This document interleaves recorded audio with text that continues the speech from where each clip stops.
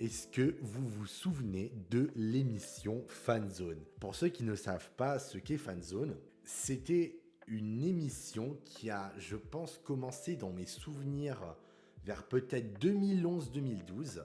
Et c'était, à mon époque, la première émission dédiée à l'actualité cinématographique.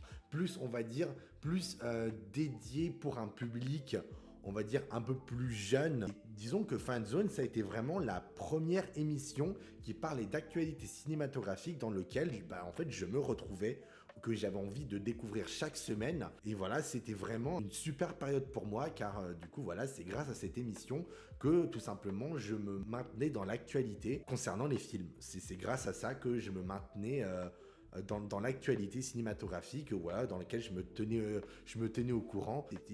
C'était Fanzone, mon petit rendez-vous hebdomadaire, et franchement, c'était la meilleure période. C'est quand même une émission qui avait eu beaucoup de succès, parce qu'elle est quand même restée extrêmement longtemps, hein.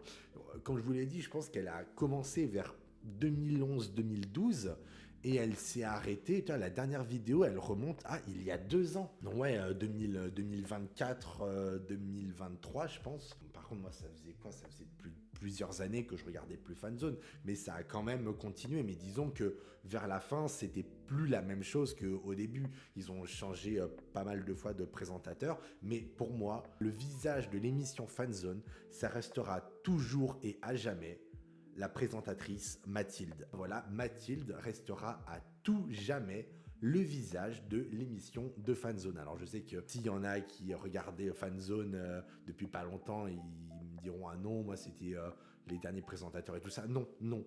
Non, vous n'avez pas connu la vraie période Fanzone au moment où c'était Mathilde qui présentait Fanzone. Ça, c'était le vrai prime de Fanzone.